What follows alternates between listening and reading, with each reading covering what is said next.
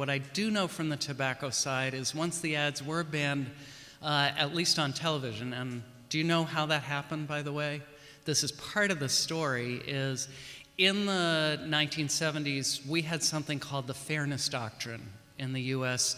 There were limited broadcast outlets, and our Federal Communications Commission said that if you're a broadcaster, you had a responsibility if you provided time to somebody to provide one side of a political debate, that you'd have had to provide equal time to the other side. And a very enterprising tobacco control lawyer argued that tobacco ads were political speech. And so public health deserved to have equal time. The FTC mandated one counter ad to be provided time for free for every 4 to 5 tobacco ads. The counter ads were so effective that the industry went to Congress and said, please pass a ban on us, banning us from television. If we do it all at once, we would be charged with antitrust action. But if you ban it, we can get off the air and we can get rid of these darn counter ads. So the end of that story, though, is that in the 1990s and early 2000s, then we had counter ad campaigns in the US on tobacco, and that literature I do know, and there were some careful studies done of those, and there was a measurable decrease in youth smoking as a result of the counter ad campaigns.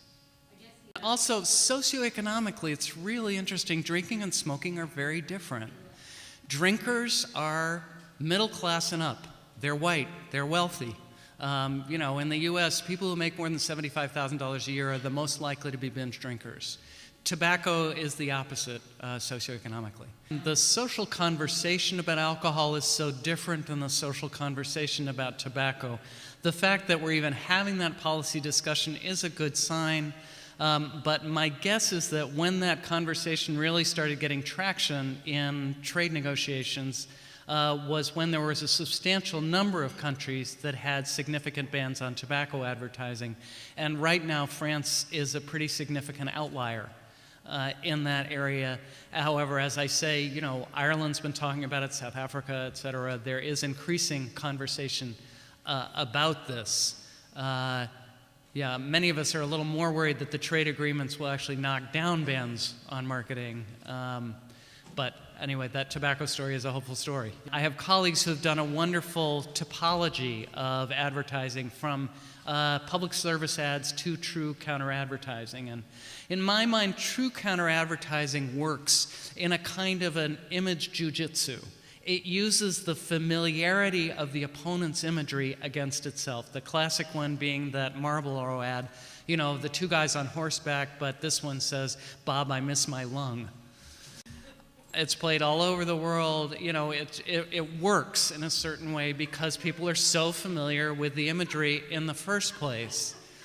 We had an anti-drug campaign that at one point was funded at $140 million a year, and one of the evaluators for that said, look, it wasn't enough to break through the clutter. So I think there's a lot of room for experiments on alcohol. I think there can be effective at counter-advertising, particularly if it's truly counter to the advertising.